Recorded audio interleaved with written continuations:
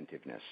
The name of today's talk is Passion and Abandon, because abandon is what most of us want to feel often in our lives. But what does that mean? In abandon, what are we abandoning? And what are we forgetting? Is abandon selflessness, or is abandon extreme selfishness? And those are two different branches of what I think of as abandon. So we'll be going into that as well. So let's start from the beginning. Why are passions necessary? Well, a philosopher said about 300 years ago that a man without passions would cease to be a man.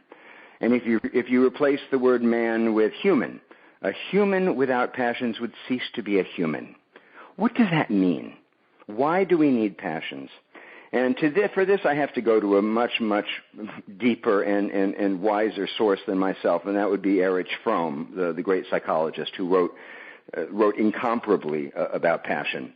And one of the things that Fromm says is that passion is what transforms human beings from things to heroes, making us agents instead of nature's playthings.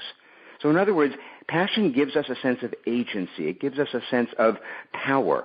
It transforms us from just being random, beings thrust into the world to being the directors of our own experience. I hesitate to say masters of our experience, because that can get very rigid and patriarchal and grandiose. But certainly the directors of our own experience. When we know what our passions are, we know the direction that we want to move in our lives. In a healthy system, in a healthy psychological system, the rising of what I'm going to call harmonious passion is what directs us in our lives to our best, highest, biggest, widest, deepest selves. Okay, so passion enlivens us to meaning. It enlivens us to the sense of what we want to be in the world. Okay?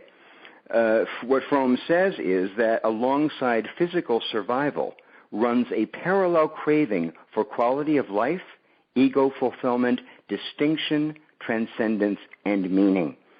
So in other words, man cannot live on bread alone.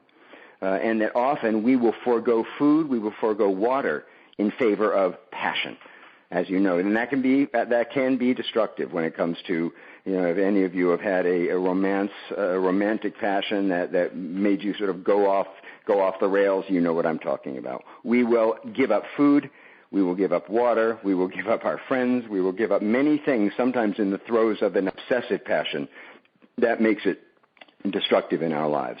So the point being that we need passion to give meaning to our lives, and in the absence of positive passion, we will opt for negative passion, destructive passion. Okay? This brings us to the life and death instinct, the two flavors of passion, if you will. Now, Freud talked about the death instinct. He was not the first, but he was the first to mainstream the idea of the death instinct. Okay? What comes from this instinct toward destruction is actually, the instinct toward destruction is linked to our drive toward meaning.